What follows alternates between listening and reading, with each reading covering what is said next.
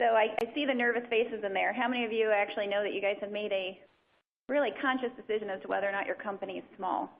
I see you on SAM right now, figuring out how you're certifying yourself. It really dovetails well into the next topic, which is mandatory disclosures. If you want to know, though, a little bit more about small business issues, Anna and I co-authored an article for the Practical Law Journal, and on that table over there, there are articles from Practical Law that us Foley attorneys have written on a variety of topics: bid protests, small business issues, GSA contracting, commercial item contracting, etc. For those of you who are on the phone, they are happily all linked to my bio. If they are non-protest related, if they're protest related, they're linked to Frank's bio, who will be speaking later. But feel free to grab those articles. So on to mandatory disclosures. So if you decide that you've been saying your company has been saying it's been a small business and it's not, we then recommend a mandatory disclosure, as Anna said. What's a mandatory disclosure? Mandatory disclosures have been in place since November of 2008, and this is a real sea change in government contracting. Prior to this change, disclosures were voluntary. Contractors could make a decision as to whether or not they wanted to disclose misconduct to the government, but it wasn't required. After November 2008, it's been a requirement, and so the government expects that if you find that you have not complied with a significant requirement in your contract or some law or regulation, that you proactively disclose that to the government. So what does this mean for contractors? It means you need to have real compliance programs, you need to cooperate with government investigations, and you need to make these mandatory disclosures of fraud and similar conduct, and we'll get into the details of that. One of the first places where we see this requirement is in a contract clause, and that's FAR Clause 52203-13. If you have a contract that is greater than $5.5 million and has a period of performance for longer than 120 days, then you'll see this clause in your contract. As a side note, if you have a GSA Federal Supply Schedule contract, even if you maybe only get $20,000 worth of orders over a year, they consider it to be over the threshold. So this clause is in every GSA multiple award schedule contract. The clause requires all contractors who have the clause in their contract to have a written code of business ethics and conduct within 30 days of contract award, and to make that code available to the employees who are working on the government contract. The clause does not dictate what needs to be in your code. One of the things we do is we help contractors to develop either provisions to insert in their typical code or a standalone government contracts code. But really the issue is, what are the key laws and regulations that you want your employees to comply with? That is what you want to put in your code. I will be repeating this throughout, but a key element of compliance programs is to try to make sure your employees do the right thing. I genuinely believe that most employees go into business and go into your workplace wanting to do the right thing. And as employers and as a company, it's your job to give them those tools and that knowledge to do the right thing, and a code is a great way to start. If you also want some ideas of what are good provisions to put in a code, Ethisphere ranks codes of conduct by category and includes those for government contractors. So you can go to Ethisphere and you see, they'll give some an A+, they'll give some a C, typical school gradings, and you might want to stick with the A+ ones and see what those look like, and you can mirror your code provisions after those that you see there. The clause also requires companies to make mandatory timely disclosures of certain violations of law, we'll get into that, and exercise due diligence to prevent and detect criminal conduct, and promote a culture that encourages ethical conduct, and otherwise promote an organizational culture that encourages ethical conduct and a commitment to compliance with the law. In addition, although the clause applies to both commercial item and non-commercial item prime contracts and subcontracts, there are certain provisions of the clause that commercial item contractors and small businesses do not need to comply with. So all contractors except for small businesses and commercial item contractors within 90 days of award also have to, number one, make reasonable efforts not to include as a principal, we'll talk about who a principal is, as someone who has really engaged in questionable conduct. So let's use some good judgment. There's somebody who maybe doesn't follow the rules so good. Maybe you don't want them as their principal. You need to establish an ongoing business ethics and awareness and compliance program. implement an internal control system to facilitate timely discovery and to ensure corrective measures. It's an internal audit function. Many companies audit financial things. They don't audit compliance with government contracts. We all know the government comes and audits, though. And the government has clear audit checklists. So it's a good practice for larger government contractors to make sure you implement an internal audit function as well. And then it's also a requirement to fully cooperate with government agencies responsible for audits, investigations, or corrective actions. So what is a mandatory disclosure? It requires contractors to disclose known violations by its employees, subcontractors, or agents and principals. So there's no obligation to disclose and NARC on your customer or government employees. It's actually just a your company and down requirement. It's a disclosure to the Office of Inspector General with a copy to the contracting officer, and we'll go through the elements on the next slide. So the disclosure is required when the contractor or subcontractor has, number one, credible evidence that in connection with the award, performance, or closeout of a contract or subcontract, a principal, employee, or subcontractor has committed a violation of federal criminal law, including fraud, conflict of interest, bribery, gratuity violations, or a violation of the Civil False Claims Act. And we'll break all that down. So the principal is defined in the FAR, and it's an officer, director, owner, partner, or other person with primary management responsibilities. So this includes plant managers and other folks who are responsible for certain divisions or segments of your business. What does this mean if you don't do a disclosure? It's a breach of contract. So it could be considered a breach of contract if you have a violation and you don't disclose to the government. But in all actuality, you have a bigger issue if you have a violation, right? So I think one of your least concerns is if you find out about something and you don't disclose it, breach of contract is a potential consequence. I think the bigger consequence is what is the underlying violation. It does not seem to require contractors, again, I said, to disclose about their customers or about the government. The concern this has raised is the False Claims Act is very broad. I swear every day there's a new decision under the False Claims Act interpreting various elements of it and whether or not something violates the False Claims Act. In particular, there's been a big question on implied certification, and we'll talk about that. So it really creates a challenge for contractors to know, well, I think I have a legal argument that this doesn't violate the Civil False Claims Act, but I know a court over here might find otherwise. Do I need to disclose? Contractors also must be diligent about slowing down the clause to subcontractors where applicable. So again, it's a $5.5 million threshold and a period of performance longer than 120 days. The threshold used to be $5 million about a year and a half ago. So if you have an older long-term contract, it might still be under that $5 million threshold, and keep that in mind. It does not require higher tier contractors to review or approve subcontractors, codes of conduct, ethics systems, internal awareness systems, internal audit systems. You don't need to do that. It doesn't require you to police. So it just requires you to flow down the clause so that they have these same systems in place. So that's the contract clause. That only applies to those companies that have that clause in their contract.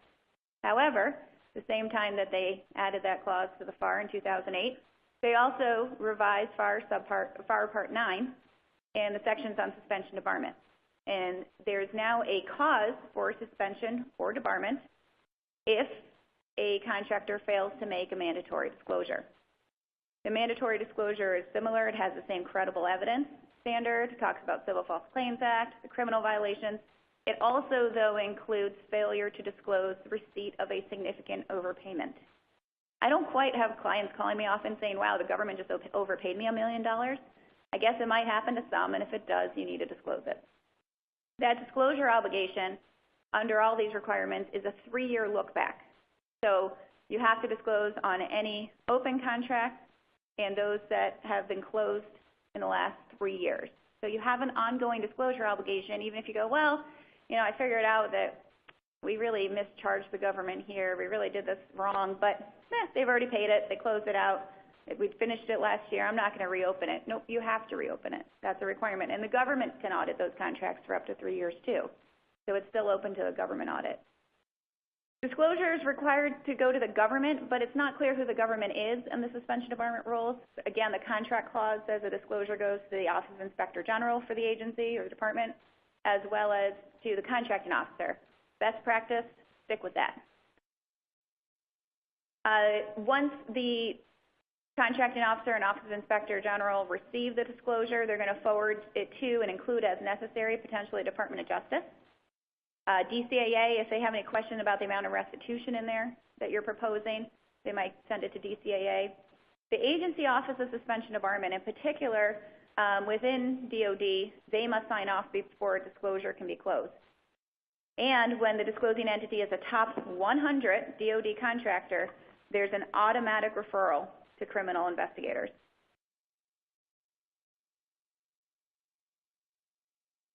There's also other interested agencies may also receive the disclosure, and I'm looking here for my language as to what some of those closeout letters might say. So sometimes they provide a closeout letter. They don't always provide one. If you've made a disclosure to multiple agencies, you might get different forms from different agencies. The Department of Defense, though, when you submit a mandatory disclosure, all departments, they assign a contractor disclosure number to it. So on future correspondence, you want to make sure that you are referring to that contractor disclosure number. And typically the language says something like this: our decision to close our file does not affect and or relinquish any government right, claim, privilege, or option to pursue any applicable remedies afforded by law or regulation relating to the disclosure, particularly if the information disclosed is subsequently determined to be incomplete and or inaccurate. That's your closure letter. Anyone have a warm and fuzzy? No. But that's the best you're going to get from the government. At least it's something. You know they've read it. You know they've looked into it. If you don't get that, that means they're still looking into it. And sometimes it takes the government 6 months. Sometimes it takes much longer. I have a few that linger, and then all of a sudden you'll get a subpoena from the Office of Inspector General for the agency or department, or maybe you'll get a email from an assistant United States attorney. So, these investigations can linger, and it can prompt government investigation. It's not like you submit a disclosure and then the issue automatically goes away. So when do you need to do a disclosure? Let's talk about these various elements. What is credible evidence? I don't know. There's no definition in the FAR. They don't tell you what credible evidence is. It's something that's maybe more than 50% likelihood, 25, 50%. It's really not clear. When in doubt, disclose. And I know companies, it goes against every fiber of your being to go to the Office of Inspector General and say, I did something wrong. But it's better for you on many levels. And why is it better? Because you get to control the narrative that way. So typically when we get retained by a company to help out the mandatory disclosure, we start an internal investigation. And that's all done under the cloak of the attorney-client privilege, right? We make sure we issue a document hold notice so that all documents are preserved. We conduct some interviews, and we try to figure out what happened. And then we send a letter to the government that's an initial letter that says, hey, government, here's our place marker. We have a disclosure to make. We're going to investigate it. Give us some time. And then typically 3, 6 months, however long it takes, we'll do that internal investigation and then do a follow-up letter to the government saying, government, we were very thorough. We looked at these documents. We interviewed these people. We looked into this whole issue, and let us tell you, there's nothing there. There's no there. Or maybe there is. Maybe we looked into it and there is an issue, but we owe you $500,000. Here's your check. Have a great day. If you are thorough and the government is confident in the investigation that's performed, the hope is that they don't want to waste their resources. Hopefully they take their money and run, right? And so that's what you want to do, is encourage and show the government that this is what happened. If you don't do the disclosure, what happens? Well, maybe the government finds out about it on their own. And then you get the subpoena. And anybody who's had a subpoena knows that it is expensive to comply with, because you do have to get your lawyers involved. They have to look at every single document. And just think of how many emails you send and receive and delete on a daily basis, and multiply that by the 5 years they want to look at, and multiply that by the 30 employees who are involved. And guess what? You have to have someone look at all that. You don't want to just send it to the government. It gets expensive. So doing this on your terms and putting the narrative in your words is much better. What is credible evidence? Mostly it's an issue is, well, what's a False Claims Act violation? I mentioned earlier the False Claims Act. The False Claims Act is when you submit a money-related claim to the government, such as an invoice. The submission is false, and you did so knowingly. So there's a knowing standard. There's factually false claims, that you submit to the government an invoice for $5,000 and you really only incurred $1,000. And there's legally false claims. And those fall into two categories. There's express certifications and there's implied certifications. Express certifications, you certify that this product complies with the Buy American Act and it does not. That's an express certification. Implied certification is a little trickier. And that actually was just upheld last year, that there is a theory of implied certification. And that's basically if there is a material, statutory, regulatory, or contractual requirement that you have violated, then you have basically when you submit your invoice to the government, if you know you violated it and you don't tell the government, you are knowingly submitting a false claim when you're asking for payment of your invoice. The issue, though, it has to be something that's material to the government's decision to pay you. So if you did disclose it to the government and say, hey, government, we didn't comply with this requirement, and they said, we'll pay you anyways. That's fantastic from the False Claims Act perspective because there's no false claim there. If they pay you anyways knowing about the issue, then it obviously wasn't a defect that was material to their decision to pay. And there's also such thing as the reverse false claims. So this is where the contractor is paying the government money, maybe in a lease situation. And if you don't pay the government as much as you should, that could still form the basis for a False Claims Act claim under the reverse false claims statute. So that's the False Claims Act. There's so many, like I said, cases as to when it is triggered. So when in doubt, like I said, I recommend disclosure. What needs to be put in the disclosure? You need to identify the contracts involved. You have to disclose the subject of the internal investigation. What did you perform? Who did it? So typically this is something that would come from Foley and Lerner, a letter saying we performed this internal investigation. It's important to identify the actors who are responsible and their culpability, the estimated government loss, if any. Don't think that if you do a disclosure you have to admit to some loss if there really wasn't any. A complete description of the dates, details, and personnel, any national security implications, privacy issues, public safety threats, corrective action taken, and proposed restitution. Corrective action taken is very important. This is your chance to say to the government, look, we don't really think we did anything intentionally. We looked into this and we weren't complying with the Buy American Act, but we tried our best. And now that we know better, we know that we were kind of missing the mark. But this is now what we're going to do to make sure this doesn't happen again. And you go through and you lay out all the different policies, procedures, trainings that you're going to implement to make sure that it doesn't happen again. And that gives the government some comfort that you've put down a place marker, that the past is the past, but we're going to make sure we comply going forward. So the requirement is to timely make a disclosure. It's not clear what is timely, although the IGs seem to be more concerned with the content of the disclosure than the timeliness of it. As I said, I like to do a placeholder, pretty relevant in time as to when the issue was discovered. Hey, we're doing this disclosure, and we'll give you more details as the investigation develops, keep them informed as to when the disclosure is coming. That way you kind of stave off an independent investigation, especially if they already maybe thought about an investigation. Experience to date, there's been more than 1,300 disclosures made, and the majority are from the Department of Defense or made to the Department of Defense. Here are some of the most common disclosures. The second largest agency is GSA. We see a lot of issues in GSA and a lot of enforcement in the area of the Trade Agreements Act. If you have a GSA multiple award schedule contract, all of your products need to comply with the Trade Agreements Act.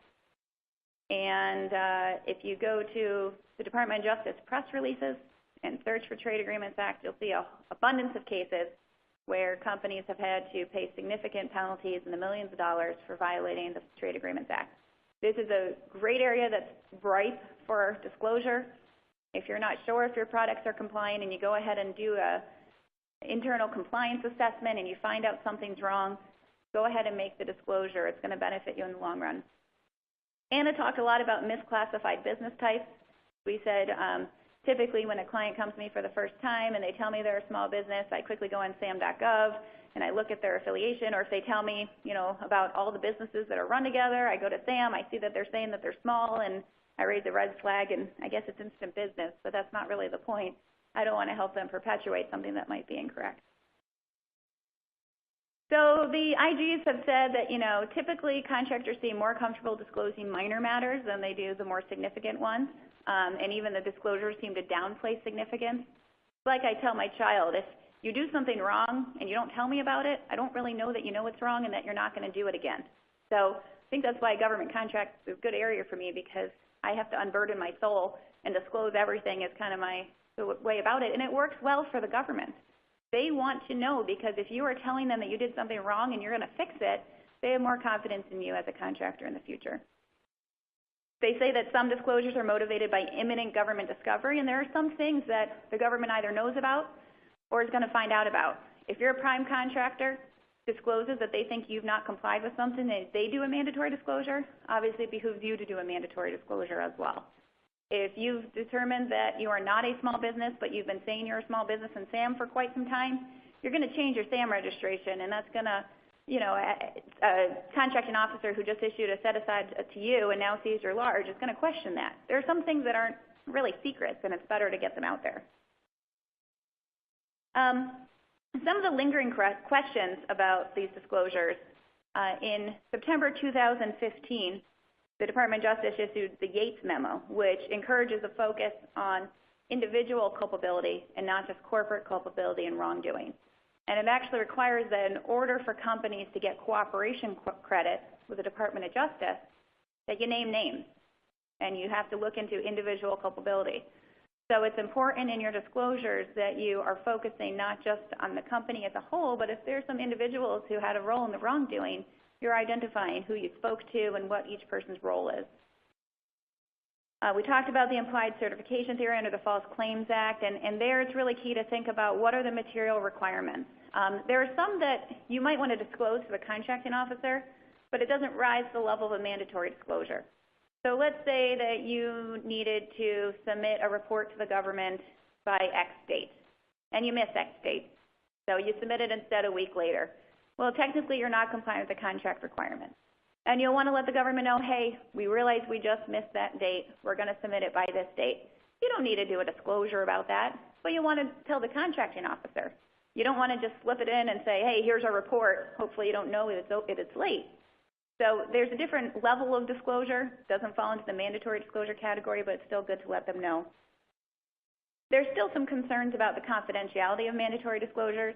You want to make sure that when you're submitting them, you have a FOIA Exemption 4 marking on it. Freedom of Information Act FOIA. Exemption 4 exempts from disclosure to the public information that's proprietary or confidential or trade secret information of companies. And so you want to make sure that you are putting the government on notice, hey, this is our proprietary information and we don't want you giving this to anybody in response to a FOIA request. Doesn't mean that they won't, but that at least triggers for them that when they get a FOIA request in, they'll come to you as a contractor and say, we've received a FOIA request that includes these documents. Please let us know which portions should not be disclosed and give us the basis for why. So you'll have to not just say, well, it falls under Exemption 4. You really need to give them a rationale for why it would cause you competitive harm for that information to be disclosed. As I said, when you do an internal investigation, it's done under the cloak of the attorney-client privilege. So there's always a bit of a concern, well, then if I put it all on paper and give it to the government, it's no longer privileged. But you got to balance the harms there. Well, what if you don't disclose, right? What kind of position are you in? And it's not like you disclose everything. You don't give them your internal memoranda. You don't go ahead and forward them the emails you've had with the client about the issue. But there's a level of that does get out there. And the last point is the risk of a lawsuit by a key TAM relator following the submission of a mandatory disclosure. Under the False Claims Act, there are key TAM provisions, which are whistleblower provisions. And it allows a disgruntled employee or other whistleblowers to file a False Claims Act case and get 15 to 25% or so of the recovery that the government obtains. And so, number one, you want to have compliance programs to discourage disgruntled employees from going and becoming a key TAM relator under the False Claims Act. Typically, if employees are heard because you have hotlines, you have people who've gone to their supervisor and their concerns are heard, they don't go ahead and go to the government and become a key TAM relator. Oh, so anyways, but the issue there in terms of a risk of a lawsuit by a key TAM relator following the submission of a mandatory disclosure is there's a kind of public information rule in that unless they're the original source, a key TAM relator can't rely on publicly available information to form the basis for their claim. Well, mandatory disclosures aren't really publicly available. So the key takeaway there is when you have a mandatory disclosure issue, keep it kind of close-knit and tight in terms of who you have at the company who knows that you're doing this and that you're following up with it, because you don't want to incentivize somebody to take that information and file a False Claims Act case based on it.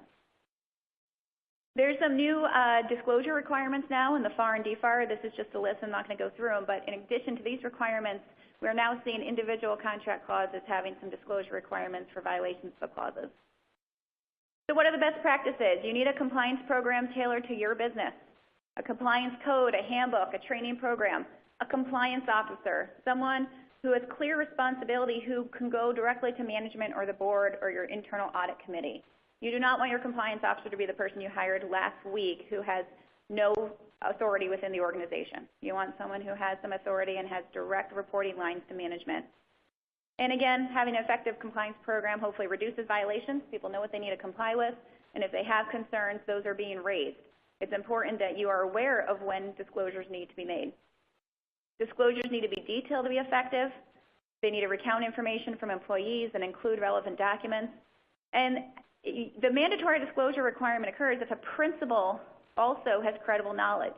So you want to figure out who are your principals within your company, make a list of them, and make sure that at least on an annual basis you're polling them. Do you have credible evidence of the following, or do you have knowledge of any of the following? So that if there's ever a question come up about, did you know about this as a company, did you make a mandatory disclosure when you should have, you're doing what you can to ferret out these issues. Also, under FAR 52209-5, Certification for Responsibility Matters, there's other information you're supposed to get from your principals on at least an annual basis. So it's good, maybe you can combine the certification into one. So when you're seeing, is your principal suspended, debarred, proposed for debarment, have any sort of indictment or False Claims Act issue pending, that you could put it all into one form and have them answer it once.